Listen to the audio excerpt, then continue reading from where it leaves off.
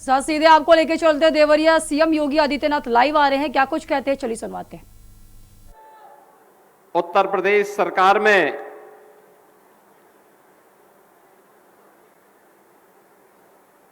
मंत्रिमंडल के मेरे वरिष्ठ सहयोगी, कृषि और कृषि शिक्षा के मंत्री श्री सूर्य प्रताप शाही जी, प्रभारी मंत्री श्री दयाशंकर सिंह जी, ग्राम्य विकास की राज्य मंत्री श्रीमती विजय लक्ष्मी गौतम जी, देवरिया के लोकप्रिय सांसद श्री शशांक मणि त्रिपाठी जी, लोकप्रिय विधायक डॉक्टर सलभमणि त्रिपाठी जी, सुरेंद्र चौरसिया जी, जयप्रकाश निषाद जी, दीपक मिश्रा साका जी, सभा कुंवर कुशवाहा जी, विधान परिषद सदस्य डॉक्टर रतनपाल सिंह जी, पूर्व सांसद डॉक्टर रमापति राम त्रिपाठी जी, पूर्व सांसद श्री रविंद्र कुशवाहा जी, जिला पंचायत अध्यक्ष पंडित गिरीश चंद्र त्रिपाठी जी, सदस्य महिला आयोग श्रीमती रितु शाही जी, अध्यक्ष नगर पालिका परिषद देवरिया श्रीमती अलका सिंह जी, अध्यक्ष नगर पंचायत बरहद श्रीमती श्वेता जायसवाल जी, भारतीय जनता पार्टी के क्षेत्रीय अध्यक्ष श्री सहजानंद राय जी, जिला अध्यक्ष भूपेंद्र सिंह जी, भारतीय जनता पार्टी के प्रदेश के प्रवक्ता श्री एसएन सिंह जी और किसान मोर्चा के सभी पदाधिकारियों के नेता बंधु उपेंद्र नाथ सिंह जी, आज के इस कार्यक्रम में उपस्थित भारतीय जनता पार्टी और हमारे सभी सामाजिक और व्यापारिक संगठनों के पदाधिकारीगण, देवरिया जनपद और खास तौर पर देवरिया नगर, पथरदेवा और रामपुर कारखाना से जुड़े हुए मेरे सभी उपस्थित बहनों और भाइयों,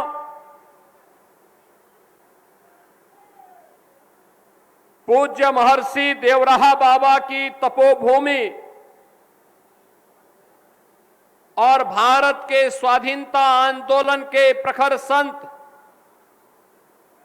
बाबा राघव दास की कर्मभूमि के रूप में विख्यात इस देवरिया की पावन धरा को नमन करते हुए इस भीषण गर्मी में तमाम बंदिशों को पार करते हुए इस प्रातःकालीन सभा में आप सबकी उपस्थिति के लिए मैं आप सभी का हृदय से अभिनंदन करता हूं, आप सभी का स्वागत करता हूं। काफी दिनों के बाद आज मुझे देवरिया आने का अवसर प्राप्त हो रहा है और इस अवसर पर 655 करोड़ रुपए की परियोजनाओं की सौगात आज देवरिया जनपद को और खासतौर पर इन 3 विधानसभाओं को मिलकर के आज यहां प्राप्त हो रहा है। इसकी भी मैं आप सभी देवरिया वासियों को हृदय से बधाई देता हूं, अपनी शुभकामनाएं देता हूं। हम सब इस बात को जानते हैं कि 2014 के बाद आज जिस नए भारत का हम सब दर्शन कर रहे हैं, इसके पीछे प्रधानमंत्री मोदी जी का नेतृत्व और उनका वह विजन है जो विकास को प्राथमिकता देता है। और प्रधानमंत्री जी के उसी विजन को ध्यान में रखते हुए हम लोगों ने इस बात को हमेशा प्राथमिकता दी है कि गति जितनी तेज होगी, विकास का लाभ उतनी तेजी के साथ आम जन को प्राप्त होगा। आज से 10 वर्ष पहले कोई सोचता भी नहीं था कि 4 लेन की सड़कें हो पाएंगी। और आज मुझे बताते हुए प्रसन्नता है, क्योंकि देवरिया तो पहले जब मैं गोरखपुर से सांसद था, लगभग हर महीने मुझे देवरिया आने का अवसर प्राप्त होता था। लगभग हर महीने, क्योंकि यहां पर तत्कालीन सरकार के उत्पीड़न, तत्कालीन सरकार की अराजकता, समाजवादी पार्टी सरकार के द्वारा तुष्टीकरण की नीति पर चल करके जो उस समय व्यवस्था पैदा की गई थी, उसके खिलाफ आंदोलन करने के लिए कभी भारतीय जनता पार्टी, कभी हिंदू याबानी, कभी व्यापारिक संगठनों के नेतृत्व में उन कार्यक्रमों का हिस्सा बनने के लिए आना पड़ता था। और तब मैं देखता था कि गोरखपुर से देवरिया की सड़क 2 लेन बमुश्किल थी, और उसमें भी कहीं कहां पर वो सिंगल लेन ही थी। हमें चौरी चौरा में वहां पर जाम में फंसना होता था क्योंकि वहां रेलवे क्रॉसिंग था। आज मुझे बताते हुए प्रसन्नता है, गोरखपुर से देवरिया की दूरी अब 4 लेन के कारण और कम हो गई है, और आप आसानी से इस दूरी को तय कर सकते हैं।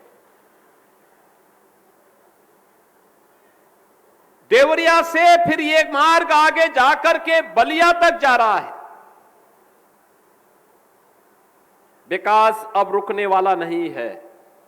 जब मैं पिछली बार आया था, तब यहां पर शाही जी ने, सलामणि जी ने, यहां के हमारे सभी मान्य विधायकों ने कहा था कि हमारी सड़कों को 4 लेन या 2 लेन की होनी चाहिए।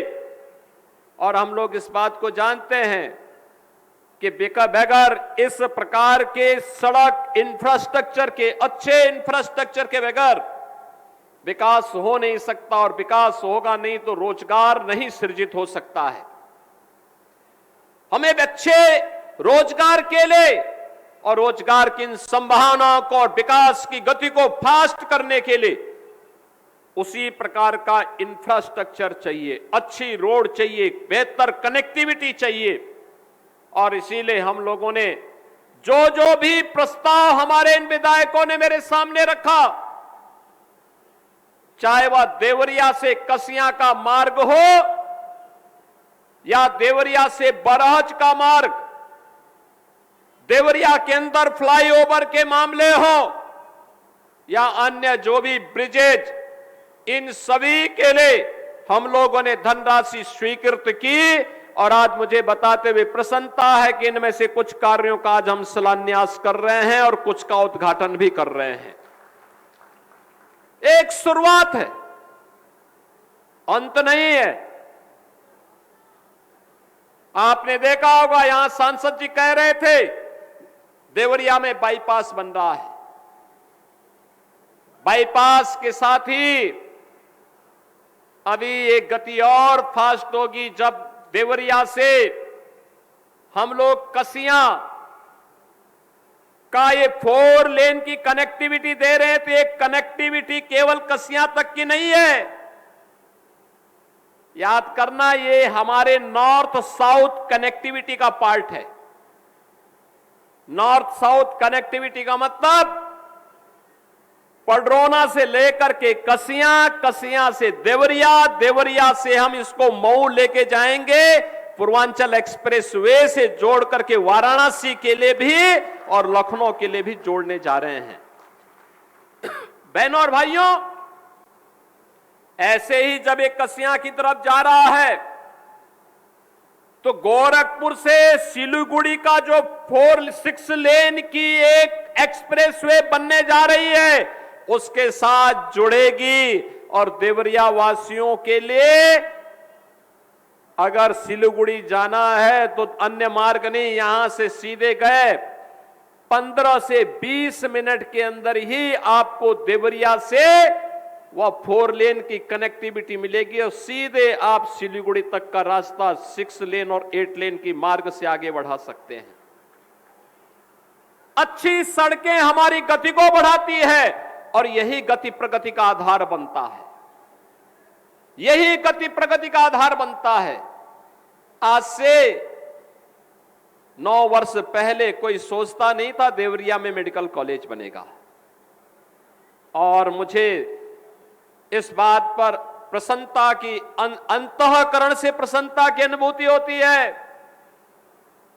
कि पूज्य महर्षि देवराह बाबा के नाम पर आज देवरिया में देवरिया का अपना गवर्नमेंट मेडिकल कॉलेज का निर्माण हो गया है और मेडिकल कॉलेज यहां पर अच्छी ओपीडी के साथ संचालित हो रहा है। अभी उसमें बहुत सारे कार्य नए बनने जा रहे हैं। हमने नए डिस्ट्रिक्ट हॉस्पिटल के निर्माण के लिए भी बोला है, जल्दी से जमीन चिन्हित करो, कार्य करो। जनता से जुड़े हुई कोई समस्या नहीं रहनी चाहिए, उसका समाधान होना चाहिए।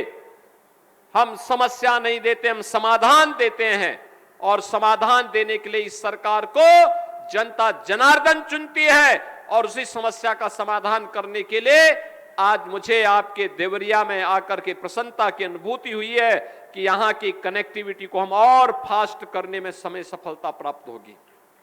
आईटीआई बन रहा है, आईटीआई केवल आईटीआई नहीं है, स्किल डेवलपमेंट का केंद्र होगा।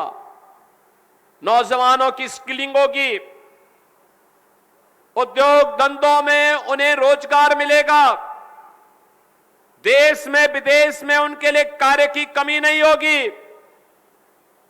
यह आज की आवश्यकता है, और जब हमारे पास अच्छे ट्रेंड मैन पावर होगा तो उसके लिए कार्य की कमी नहीं होगी।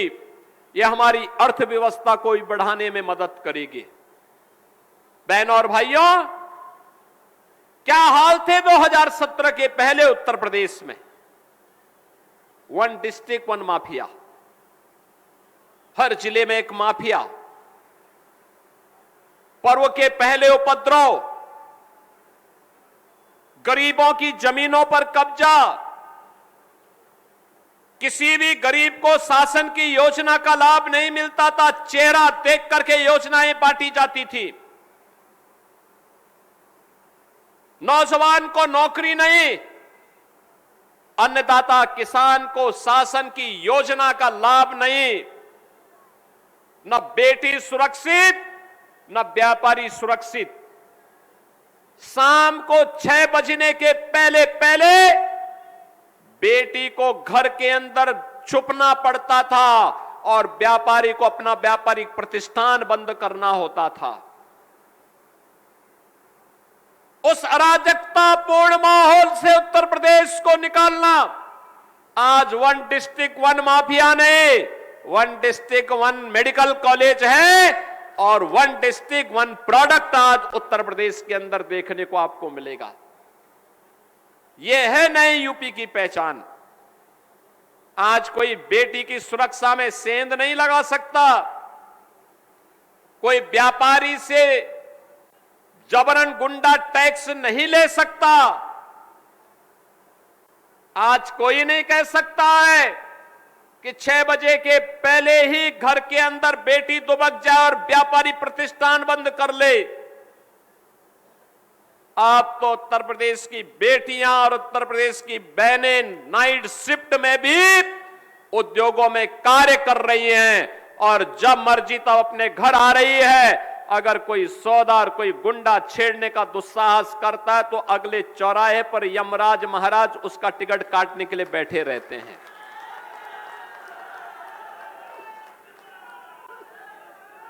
अब हमारा अन्नदाता किसान पलायन नहीं कर रहा है, गन्ना किसानों को प्रति कुंटल गन्ना का दाम 400 रुपया हम लोगों ने किया है। उसकी उपज का दाम उसे मिल रहा है। कृषि विभाग की योजना और शासन की योजना का लाभ भी मिल रहा है और प्रधानमंत्री जी ने किसान सम्मान निधि का लाभ भी दिया है। आज हर गरीब को शासन की योजना का लाभ, प्रधानमंत्री आवास योजना, मुख्यमंत्री आवास योजना, बिना भेदभाव के, बिना चेहरा देके हर गरीब को राशन की सुविधा का लाभ, उज्ज्वला योजना का लाभ। और अभी जब हर गरीब को मिल गया तो हम लोगों ने कहा शिक्षक को क्यों छोड़ दें, शिक्षक को भी हम कैशलेस स्वास्थ्य की सुविधा दे दिए, शिक्षा मित्रों को दे दिए, अनुदेशकों को दे दिए, रसोइयों को भी दे दिए हैं। सभी लोगों को हम लोगों ने इस सुविधा का लाभ दे दिया है और लगातार इसमें बढ़ोतरी हो रही है। कोई सोचता था पहले कि कुशीनगर में कृषि विश्वविद्यालय बन जाएगा, आज वह बन करके तैयार हो रहा है कृषि विश्वविद्यालय। नए सत्र में मैं साई जी से कहूंगा कृषि विश्वविद्यालय को चलाने की तैयारी करवाइए, इसको नए सत्र में इसको चला देना चाहिए। बहनों और भाइयों, ये कृषि विश्वविद्यालय केवल एक भवन नहीं है, हमारे अन्नदाता किसानों को तकनीक के साथ जोड़ करके लागत को कम करना, उत्पादन को बढ़ाना, उसकी आमदनी को बढ़ाना, प्रधानमंत्री मोदी जी के विजन के अनुरूप अपने अन्नदाता किसानों के चेहरे पर खुशहाली लाने का एक अभिनव प्रयास है।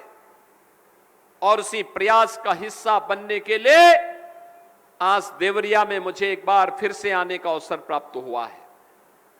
मैं आप सबको इस बारे में कह सकता हूं, मेरे पास जो प्रस्ताव आते हैं विकास के, क्योंकि मैं बार बार कहता हूं कि देवरिया के लोगों ने तो हम पर उपकार किया। 2022 के चुनाव में यहां की सभी 7 सीटें कमल के चुनाव चिन्ह को समर्पित करके देवरिया वासियों ने भारतीय जनता पार्टी पर एक उपकार किया है। इसलिए विकास का जो भी प्रोजेक्ट देवरिया का आएगा और रुकना नहीं चाहिए, रुकना नहीं चाहिए, किसी भी स्थिति में रुकना नहीं चाहिए। हर हाल में विकास होगा। और इसीलिए हम लोगों ने चाहे सलेमपुर का हो, तमकोही का हो, बरहज का हो, रुद्रपुर का हो, जहां के भी विकास की परियोजनाएं रही हो, ये पथरदेवा, देवरिया, रामपुर कारखाना, इन विधानसभाओं के साथ साथ सभी विधानसभाओं की इन योजनाओं को आगे बढ़ाने का कार्य। बरहज का मार्ग बहुत खराब था, हमने तत्काल पीडब्ल्यूडी के अधिकारियों से कहा भी आप जाइए वहां, तत्काल वहां पर उस मार्ग के निर्माण के कार्यक्रम को आगे बढ़ाइए। समाजवादी पार्टी के समय मोहन सिंह सेतु के निर्माण के लिए धनराशि थोड़ी सी दी गई, टोकन मनी। आप मुझे बताओ, जिस पुल के बनाने में 100 करोड़ से ज्यादा पैसा खर्च होना है, उसके लिए 1 लाख रुपया देते थे, अधूरा कार्य। हमने कहा पीडब्ल्यूडी ब्रिज कारपोरेशन को हर हाल में उस सेतु का निर्माण समय से पूरा करने की तैयारी करो। पैसा जो लगता है वर्तमान सरकार पैसा देगी। जनता की सुविधा के लिए कार्य होने चाहिए, अनावश्यक रूप से जनता को समस्या नहीं आनी चाहिए। विकास की परियोजनाएं अनवरत रूप से आगे बढ़ेंगी। हर चेहरे पर खुशहाली लाने का काम ये डबल इंजन सरकार कर रही है। नौजवान को रोजगार देने का कार्य डबल इंजन की सरकार कर रही है। अन्नदाता किसानों के लिए योजना का लाभ हो या महिला स्वावलंबन के कार्यक्रम को प्रभावी ढंग से आगे बढ़ाने का कार्य, ये डबल इंजन की सरकार कर रही है। और डबल इंजन सरकार के इन्हीं कार्यक्रमों को प्रभावी ढंग से आगे बढ़ाने के लिए आज एक बार फिर से हम लोग आज देवरिया जनपद में आए हैं। और मुझे प्रसन्नता है कि आपकी जो परियोजनाएं थी, उन परियोजनाओं को हम लोगों ने पहले भी स्वीकृति दी है। और अभी परसों मैंने पीडब्ल्यूडी की कार्य योजना को लेकर के सभी माननीय सांसदों और विधायकों के साथ एक बैठक की है। मैंने उनको कहा जनता से जुड़े हुए जो भी प्रोजेक्ट हैं इस बार दे दीजिए, इस बार हम सभी को, बाकी को सबको स्वीकृत करवा करके आगे बढ़ा देते हैं। हम मानते हैं कि वर्तमान में पश्चिम एशिया का संकट है, तेल और गैस की आपूर्ति में बाधा आई है अमेरिका और ईरान के युद्ध के कारण, उससे एक विटामिन मिलना थोड़ा संकटग्रस्त हुआ है।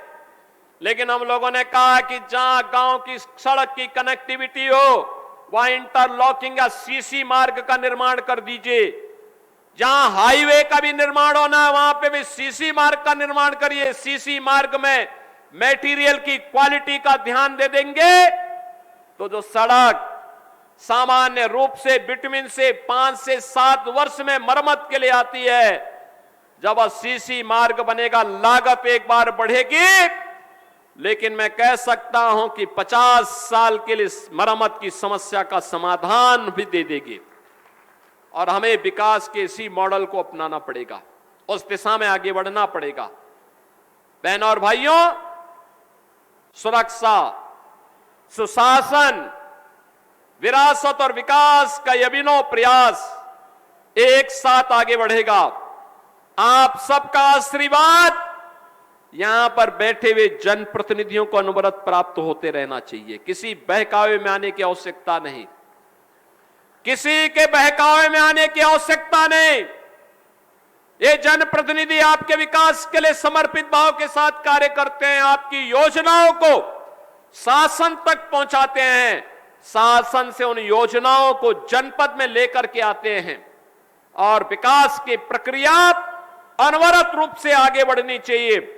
आपने कमल के चुनाव चिन्ह पर अपना वोट दिया, बदले में जनप्रतिनिधि विकास की योजनाओं को, वेलफेयर की योजनाओं को और विरासत से जुड़ी हुई योजनाओं को लेकर के आपके पास आते हैं। याद करिए ना देवरिया वासियों, यही देवरिया है जब सपा के समय में लार में दुर्गा पूजा के जुलूस पर लाठी चार्ज करके उसको बाधित कर दिया जाता था। यही तो जिला है, और मुझे आना पड़ा था तब आंदोलन करने के लिए। ये वही जिला है। राम जन्मभूमि आंदोलन में जब लाठियां चलती थी राम भक्तों पर, यानी राम नाम से ही सपा को, कांग्रेस को परहेज था, उनको परहेज था। लेकिन अब अयोध्या में डबल इंजन सरकार की ताकत देखिए, भगवान राम का दुनिया का सबसे बड़ा मंदिर बन गया है, भव्य मंदिर का निर्माण हो गया है। यह आपके वोट की ताकत है। अच्छी सरकार आती है, अच्छा कार्य कर लेती है, पूर्वजों के उद्धार का कारण बनता है, उनकी आत्मा को सीम शांति मिल रही होगी, और आपको भी आशीर्वाद मिल रहा होगा कि चलिए आपके वोट ने वह करके दिखाया जो दुनिया के अंदर कहीं नहीं हुआ। वह अयोध्या में, काशी में, मथुरा वृंदावन में, नेमी सारण्य में, मां विंध्यवासिनी धाम में, प्रयागराज में, कुशीनगर में, सभी जगह देखने को मिल रहा है। और अयोध्या में राम मंदिर को देख करके तो कोई ऐसा हिंदू देश और दुनिया के अंदर नहीं होगा जो अभिभूत न होता हो। बहनों और भाइयों, ये विरासत और विकास का यह अद्भुत संगम आज यूपी की पहचान बन चुका है। और इसीलिए जहां कहीं हम लोग जाते हैं, उत्तर, दक्षिण, पूरब, पश्चिम, अरुणाचल में जाएंगे या महाराष्ट्र के सुदूर किसी कोने में, जम्मू कश्मीर हिमाचल में हो या सुदूर तमिलनाडु और केरल में, जहां कहीं भी जाते हैं हम लोगों को देख करके, जिस व्यक्ति को हिंदी नहीं आती वह भी हम लोगों को देख करके बोल पड़ता है कि योगी जी जय श्री राम। आप सोचो ना, जो बेचारा हिंदी नहीं जानता वह भी हम लोगों को देख करके जब अभिवादन करता है तो यही कहता है कि योगी जी जय श्री राम। कहीं आप चले जाइए, ये हमारी पहचान बन चुकी है। आज राम से, कृष्ण से, बाबा विश्वनाथ से हमारी पहचान बन गई है। स्वाभाविक रूप से इन सभी देवी देवताओं का आशीर्वाद हमें प्राप्त हो रहा है। सीधे सीधे उनकी कृपा हमारे ऊपर हो रही है।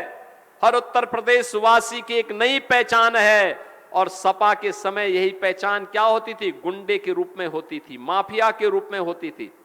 आप जाते थे देवरिया के बाहर, यूपी की बाउंड्री छोड़ करके जैसे आप चले गए, कोई पूछता था कहां से आए हैं।